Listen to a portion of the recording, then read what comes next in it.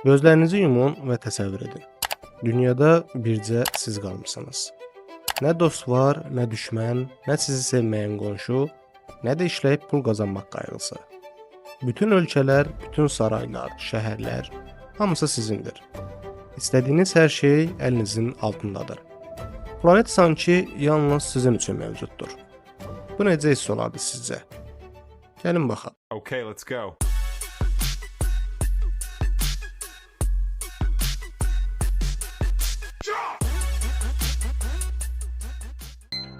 Bir səhər zəngli saat çalır və oyanırsınız. Evdə heç kim yoxdur. Yəqin harasa gediblər deyib, səhər yeməyi hazırlamağa başlayırsınız. Amma qəribə bir sakitlik var. Nə maşın səsi gəlir, nə də küçədə oynayan uşaqların qışqırtısı eşidilir. Yeməyi bitirib sosial şəbəkələrə baxmaq istəyirsiniz. Amma daha da qəribə mənzərə ilə qarşılaşırsınız. Bu gün heç kim heç nə paylaşmayıb. Doğrudan da heç kim. Təəccüb içində çölə baxırsınız. Küçələr bomboşdur. Yalnız bir neçə pişik və it gözələyir. Artıq anlayırsınız. Dünyada qalan son insan sizsiniz. İlk şoku keçirmək asan deyil. Bəlkə hansısa virus bütün insanlığı məhv etdi. Ya da hamı əlbir olub mənə zarafat edir kimi fikirlər beyninizdən keçir. Beləcə təkliyin ilk günü də ötüb keçir. İkinci gün isə bunun o qədər də pis olmadığını düşünməyə başlayırsınız. Məsələn, həm şarjladığınız lüks maşını sürmək üçün artıq pul qazanmaq lazım deyil. Küçədə gözəl bir Mercedes-Benz görsəniz, sadəcə açarını tapıb sürə bilərsiniz. Benzini bitənə qədər gəzər, sonra başqa maşına keçərsiniz. Paltarınız sirklənibsə, istənilən mağazaya girib bəyəndiklərinizi götürə bilərsiniz. Ömür boyu kifayət edəcək qədər geyim var. İstədiyiniz qədər israfçı olun. Acmısınız. Bir supermarketə daxil olun və ürəyiniz nə istəyirsə götürün. Amma diqqətli olun. Elektrik enerjisi bir neçə günə kəsiləcək.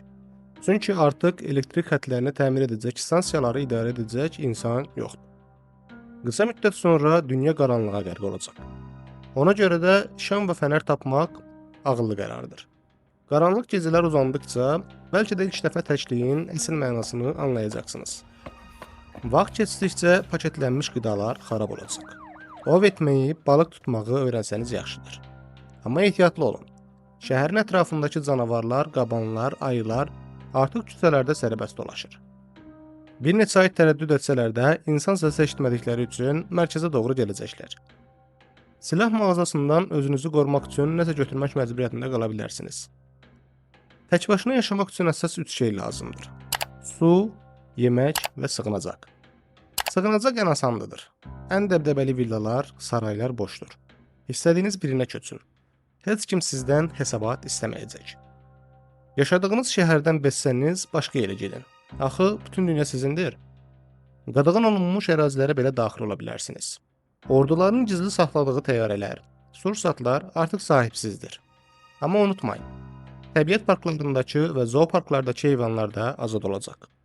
Bir müddət sonra küçələrdə şirlər, fillər, hətta timsahlar dolaşa bilər. Yenə də təşvişə düşməyin.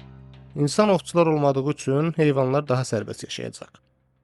Ətraf mühit isə dəyişəcək. Zavodların tüstüsü, avtomobillərin qazı olmayacaq. Hava təmizlənəcək.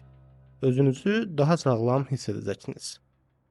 Amma kiçik bir yara belə təhlükəli ola bilər. Yanınızda həmişə tibbi ləvazimat saxlayın. Ən çətini isə fiziki deyil, psixoloji mübarizədir. İnsan sosial varlıqdır. Təkadamlıq kamerada qalan məhbuslar üzərində aparılan araşdırmalar göstərib ki, onlar bir müddət sonra divara çəkdikləri insan rəsmləri ilə danışmağa başlayıblar. Çünki ünsiyyət ehtiyacı qaçılmazdır. Bu gün belə adada və ya meşədə tək yaşayan insanlar adətən özlərinə it götürərək bu boşluğu doldurmağa çalışırlar. Bəlkə siz də bir it tapıb həm dost, həm də qoruyucu edəsiniz. Elektrik və internet olmadığı üçün dünyanı gəzmək istəyəcəksiniz. Maşınla mümkündür, amma vaxt aparar. Əgər bacarırsınızsa, gəmi və ya təyyarə daha sürətli seçimdir. İllər ərzində sahil şəhərlərini dolaşıb başqa sağ qalan varmı deyə araşdırma edə bilərsiniz. Lakin bir təhlükəni unutmayın. İnsan nəzarəti olmadan qalan nüvə stansiyaları təxminən 10 il ərzində partlaya bilər. Bu partlayışlar Çernobil tipli fəlakətlərə səbəb ola bilər. Ona görə belə zonalardan uzaq durmaq məsləhətdir. Özünüzə qulluq etməyi də unutmayın. Heç kim görmür deyə özünüzü laqeyd buraxmayın. Səliqəli görünüş insana motivasiya və yaşamaq həvəsi verir.